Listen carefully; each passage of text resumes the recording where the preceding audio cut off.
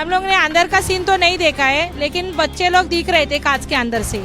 जिस तरह से वो रोहित आर्या एक तरह से दहशत बनाने का काम कर रहा था, पूरे मुंबई को उसने दहशत में ला दिया था, लेकिन यहाँ की पुलिस बधाई का पात्र है। उसको बहुत मनाने का प्रयास किया कि आप बाहर आ जाइए, बच्चों को छोड़ दीजिए, कुछ नहीं होगा, आपकी मांगे मानी जाएंगी, जो भी होगा हम लोग बात करेंगे, लेकिन उन्होंने सुना नहीं। मुझे कुछ लोगों से बात करनी है, उनको सवाल पूछने हैं, उनके जवाब पर अगर मुझे काउंटर क्वेश्चन है तो मुझे काउंटर क्वेश्चन पूछना है, लेकिन मुझे ये जवाब चाहिए। मुझे दूसरा कुछ नहीं चाहिए। ना मैं टेररिस्ट हूँ, ना मेरे बहुत बड़ी पैसों की डिमांड है, कुछ भी पैसों की डिमांड तो है ही नहीं, इमोरल तो बिल्कुल भी नहीं है। मुंबई के पवई से एक दिल दहला देने वाली घटना सामने आई है, जहां पर बच्चों को बंधक बनाया जाता है और किसी को खबर भी नहीं होती है, लेकिन समय रहते पुलिस बच्चों का रेस्क्यू करती है और उनके परिजनों को सौंप देती है। इस समय हम उसी स्थान पर मौजूद हैं जहां पर बच्चों को बंधक बनाया गया था एक व्यक्ति के द्वारा। उस व्यक्ति का नाम रोहित आर्या था और राज स्टूडियो में जो बच्चे थे वो ऑडिशन देने के लिए आए हुए थे। सुबह 100 से ज्यादा बच्चे स्टूडियो के अंदर मौजूद थे। हालांकि 80 बच्चों को छोड़ दिया जाता है, लेकिन 20 बच्चों को बंधक बनाया जाता है। और जो आरोपी था रोहित आर्या, उसने बच्चों को नुकसान पहुंचाने की बात भी कही थी और खुद को भी जलाने की बात कही थी। लेकिन जिस तरीके से सुबह से ही बच्चे स्टूडियो में थे, उसके बाद बच्चों की तरफ से खिड़की से ताक-झांक किया जा रहा था, बच्चे बाहर देख रहे थे, आवाज लगा रहे थे। उसके बाद स्थानीय लोगों को यहां पर पता चलता है और जानकारी पुलिस को दी जाती है। उसके बाद आरोपी की तरफ से एक वीडियो भी जारी किया जाता है, जिसमें यह कहा जा रहा था कि उसकी कुछ मांगे हैं, अगर उसे पूरा नहीं किया जाता तो वो बच्चों को नुकसान तो पहुंचाएगा ही, साथ ही इस पूरे स्टूडियो को आग लगा देगा। मेरे को ज़्यादा डिमांड्स नहीं है, बहुत सिंपल डिमांड्स है, बहुत मॉरल डिमांड्स है, बहुत एथिकल डिमांड्स है। और मेरे कुछ सवाल है, मुझे कुछ लोगों से बात करनी है, उनको सवाल पूछने हैं, उनके जवाब पर अगर मुझे काउंटर क्वेश्चन है तो मुझे काउंटर क्वेश्चन पूछना है, लेकिन मुझे ये जवाब चाहिए। मुझे दूसरा कुछ नहीं चाहिए। ना मैं टेररिस्ट हूँ, ना मेरे बहुत बड़ी पैसों की डिमांड है, कुछ भी पैसों की डिमांड तो है ही नहीं, इमोरल तो बिल्कुल भी नहीं है। सिंपल कॉन्वर्सेशंस करने हैं और जिसके लिए मैं इन बच्चों को हॉस्टेज लिया है। ये मैंने एक प्लान के तहत ही हॉस्टेज लिया है। लेट्स चेंज 4 मैं सच में करने वाला हूँ। अगर ज़िंदा रहा तो मैं करूँगा, अगर मैं मर गया तो कोई और करेगा, लेकिन होगा ज़रूर। इन्हीं बच्चों के साथ होगा अगर इनको हार्म नहीं होता है तो, because the slightest wrong move from your end will trigger me कि मैं ये पूरा जगह को आग लगा दूँ और उसमें मर जाऊँ। मैं मर जाऊँ या नहीं मर जाऊँ, बच्चे अननेसेसरी हर्ट होंगे, ट्रॉमाटाइज डेफिनेटली होंगे।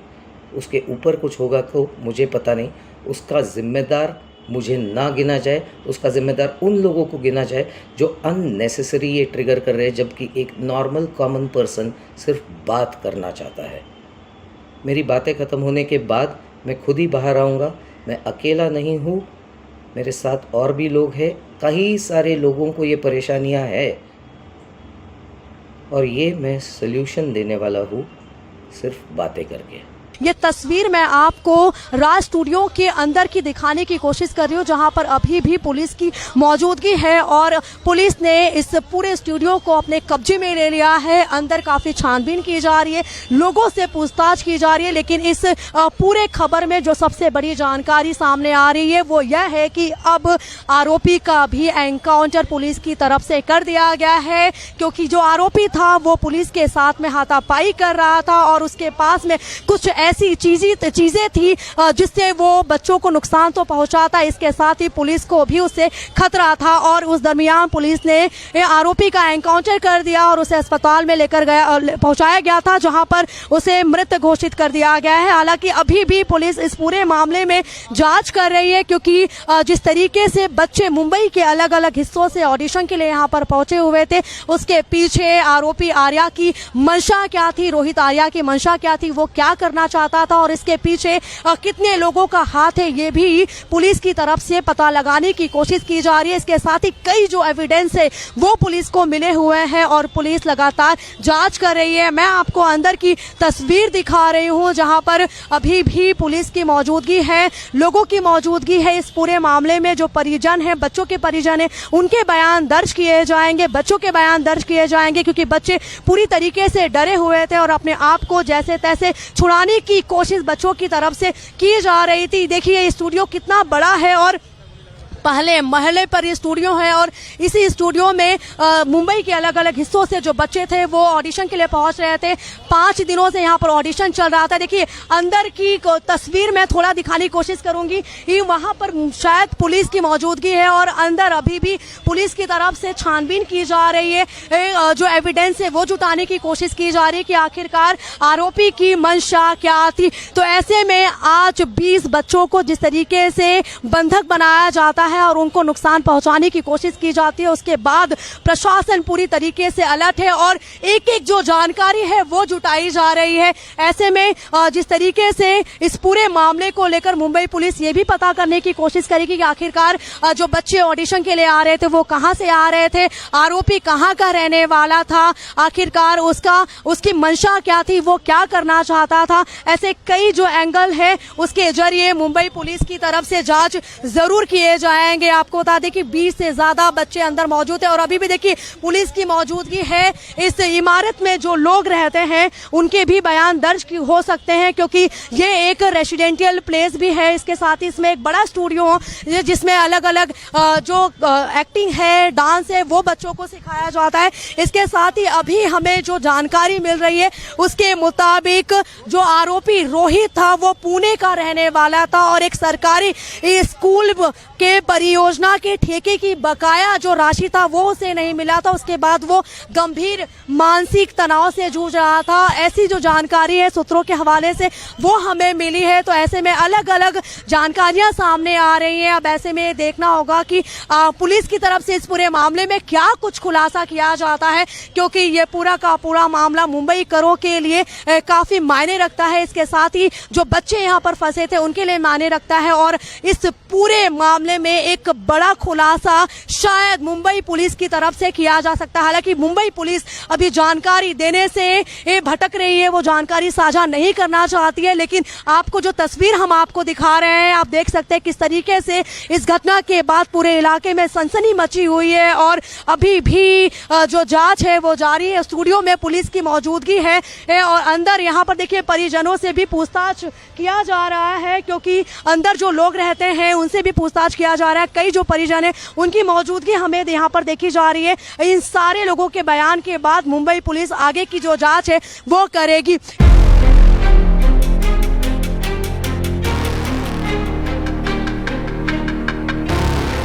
मुंबई में जिस तरीके से दिल दहला देने वाला एक घटना हुआ है उसके बाद पूरा का पूरा मुंबई सहमा हुआ है। इस समय हम मुंबई के उस पवई इलाके में ही मौजूद है जहां पर 18 से ज्यादा बच्चों को बंधक बनाया गया था। हालांकि आरोपी का एनकाउंटर हो चुका है और यहाँ पर जो लोग हमारे साथ इस समय मौजूद है ये प्रत्यक्षदर्शी हैं। इन्होंने सब कुछ देखा है, यहाँ पर क्या कुछ हुआ, पुलिस की तरफ से क्या एक्शन लिया और आगे क्या कुछ किया जाएगा। सबसे पहला मैं आपसे ही जानना चाहूंगी क्योंकि आप यहाँ पर मौजूद है और आपने देखा अंदर किस तरीके से बच्चे फंसे हुए थे, बच्चों को किस तरीके से पुलिस रेस्क्यू करती है और आरोपी का भी एनकाउंटर करती है। क्या कुछ आपने देखा है यहाँ पर? हम लोग ने अंदर का सीन तो नहीं देखा है लेकिन बच्चे लोग दिख रहे थे कांच के अंदर से। लेकिन बच्चे लोग को मतलब डर था, इसके लिए पुलिस वाले किसी को अंदर नहीं। बच्चे लोग क्या कर रहे थे अंदर? पहले स्टूडियो से कांच का हाथ ऐसे कांच पे हाथ कर रहे थे वो लोग। उनका कंप्लेंट चला गया था क्योंकि सोसाइटी को उन्होंने बोला था कि जो रोहित आर्या जी है उन्होंने सोसाइटी को बोला कि मैं ऐसे ऐसा करने वाला हूँ। तो सोसाइटी वाले ने पुलिस कंप्लेंट किया पवई पुलिस स्टेशन में। फिर पवई पुलिस स्टेशन के सीनियर जो सोनवने साहब है उन्होंने आके सब पुलिस फोर्स लेके आके फिर ऑपरेशन चालू किया। रोहित आर्या की तरफ से ये जानकारी यहाँ के सोसाइटी के लोगों को कब दी गई? वही 2-2:15 बजे तक, 1:30-2 बजे उनको मतलब रोहित आर्या ने सोसाइटी को दिया। पर क्या रोहित आर्या, जिस तरीके से हमें जानकारी मिली है कि वो 5 दिनों से यहाँ पर लगातार आ रहे थे, बच्चों को यहाँ पर ऑडिशन करवा रहे थे, ये किस तरीके के वो व्यक्ति थे? देखिए, अगर कोई इस यहाँ पर आता है एक सोसाइटी में काम करवाने के लिए, काम करने के लिए, तो उसकी जानकारी जो यहाँ के सेक्रेटरी होते हैं उनकी होती है, उनको होती है, यहाँ पे जो गार्ड मौजूद होते हैं उनको होती है। आप सही बोल रहे हैं कि सोसाइटी वाले को मालूम रहेगा कि वो व्यक्ति क्या थे और उन्होंने परमिशन भी दिया होगा, क्योंकि परमिशन के बिना तो कोई स्टूडियो नहीं चला सकते। तो सोसाइटी को मालूम रहेगा कि किस तरह के इंसान थे वो। आपसे जानना चाहेंगे, आप बीजेपी के एक कद्दावर नेता हैं और जिस तरीके से ये बड़ा हादसा होता है, इसके बाद एक जो प्रश्न चिन्ह है वो उठ रहा है, कई सवाल विपक्ष उठा रहा है इस पूरे मामले को लेकर। देखिए, हमारी सरकार जीरो टॉलरेंस पे चल रही है और आज उसी का नज़ारा आपको देखने को मिला कि जिस तरह से यहाँ के जो डीसीपी साहब हैं उनके नेतृत्व में पुलिस ने बहुत जल्द समय में उन बच्चों को छुड़ा लिया। जिस तरह से वो रोहित आर्या एक तरह से दहशत बनाने का काम कर रहा था, पूरे मुंबई को उसने दहशत में ला दिया था। लेकिन यहाँ की पुलिस बधाई का पात्र है कि उन्होंने बहुत कम समय में उन बच्चों को छुड़ा लिया। और मुझे लगता है, देखिए, अब मुंबई को यदि कोई दहशत में लाने का काम करेगा, मुंबई में कोई गलत काम करने का प्रयास करेगा, अब ये नया दौर है, ये देवेंद्र फडणवीस की सरकार है, इसमें किसी भी ऐसे व्यक्ति को बिल्कुल बख्शा नहीं जाएगा। उन माता पिता के प्रति हमारी बहुत सिंपैथी है कि जिस तरह से वो कुछ घंटे वहाँ पे उनके बच्चों ने गुजारा और उनके माँ बाप नीचे थे, ये बहुत अलग माहौल था। लेकिन अंत में जो अच्छा काम किया हमारी पुलिस वाले ने, इसलिए उनको हम बधाई देते हैं। लेकिन एक सवाल अब मुंबई करो के मन में जरूर होगा कि क्या मुंबई सुरक्षित है या फिर नहीं? बिल्कुल मुंबई सुरक्षित है। अगर जो मुंबई सुरक्षित नहीं होती तो 1 घंटे के अंदर सभी बच्चे सुरक्षित बाहर नहीं निकलते, सभी बच्चों को उनके माता पिता को नहीं दिया जाता। कुछ लोग इस तरह की मानसिकता के साथ जो काम कर रहे हैं उनको जवाब मिल गया है और मुझे लगता है अब इस तरह की मानसिकता दिखाने के लिए कोई भी हिम्मत नहीं करेगा। आप यहाँ पर मौजूद थे जब ये घटना होता है और उसके बाद जिस तरीके से पुलिस की तरफ से एक्शन लिया गया, क्या कुछ किया गया और आप लोगों ने क्या कुछ देखा है? नहीं, हम लोग देखे कि पुलिस अंदर घुसी, बच्चों का एक प्रकरण चल रहा था, उसके बाद पुलिस जब आई है तो अंदर घुसी है, उसको बहुत मनाने का प्रयास किया कि आप बाहर आ जाइए, बच्चों को छोड़ दीजिए, कुछ नहीं होगा, आपकी मांगे मानी जाएंगी, जो भी होगा हम लोग बात करेंगे। लेकिन उन्होंने सुना नहीं। क्या पुलिस के सामने आरोपी ने कोई मांगे रखी थी? उन्होंने कुछ ऐसा बोला था कि मेरी कुछ मांग है, उसको पूरा कीजिए, ऐसा हम लोग सुने। और बाकी तो हम लोग सुन नहीं पाए कि अंदर क्या बातें चल रही है, क्योंकि हम लोग बाहर थे। आरोपी का एनकाउंटर किया गया और एनकाउंटर किया गया। देखिए, जिस तरीके से आपको तस्वीर दिखा रहे हैं, जो फोर्सेस थे जो यहाँ पर मौजूद थे, अब वो यहाँ से जा रहे हैं। अंदर लगातार जांच की जा रही थी, जो जानकारियां हैं वो जुटाने की कोशिश की जा रही थी। और अब जिस तरीके से क्राइम ब्रांच की मौजूदगी यहाँ पर है, पुलिस की मौजूदगी यहाँ पर है, कई जो साक्ष्य हैं वो जुटाए जाएंगे। वापस इनसे हम बातचीत करने की कोशिश करेंगे। आरोपी का एनकाउंटर इसलिए किया गया क्योंकि वो बच्चों को वो छोड़ नहीं रहे थे और लगातार उनकी तरफ से कई जो मांगे हैं वो की जा रही थी। जी बिल्कुल, पुलिस बार बार प्रयास कर रही थी कि बच्चों को ये छोड़ दें और जो भी ये बातें बैठ के करें, लेकिन उन्होंने सुना नहीं, ऐसी बातें मानने को नहीं तैयार हुए। तो पुलिस को मजबूरन जो है उनको अंदर जाना पड़ा और उनके साथ जो व्यवहार हुआ वो। आप यहाँ पर मौजूद थे, पुलिस और आरोपी के बीच कब तक नोकझोंक चलता रहा कि आखिरकार पुलिस को एनकाउंटर करना ही पड़ा?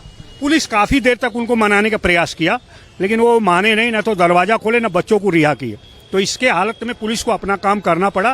पुलिस इसके लिए जवाबदार नहीं है, इसके लिए वही जवाबदार है, क्योंकि जो अगर वो मानते थे तो ऐसी दुर्घटना उनके साथ नहीं होती थी और बच्चे इतनी देर तक दहशत में नहीं रहते थे। आप यहीं के रहने वाले हैं? मैं यहीं लोकल रहने वाला हूँ, मैं बीजेपी का जिला सचिव हूँ और यहीं मैं लोकल रहता हूँ। हम लोग जैसे ही सुने, हमारी पूरी टीम है, तो हम लोग जैसे सुने वैसे यहाँ पर आए और उनके साथ जो हुआ।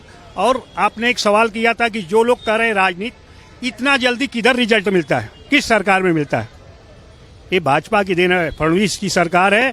और पुलिस हमारी जो है, यहाँ की लोकल पुलिस इतनी तत्पर है। हमारे यहाँ बगल में ही कमांडो का सेंटर है, वो लोग इतने तत्पर थे कि इन्होंने घंटे 2 घंटे में सारे बच्चों को छुड़ा लिया। यह बहुत बड़ी बात है, वो लोग भी बधाई के पात्र है और भारतीय जनता पार्टी सरकार भी बधाई के पात्र है। आपसे जानना चाहेंगे, आप लोग यहाँ पर कब से मौजूद है और जो भी घटनाएं यहाँ पर घटित हो रही है उसको लगातार देख रहे हैं, लेकिन अब एक सवाल ये उठ रहा है कि क्या परिजन ऐसे अपने बच्चों को छोड़ेंगे?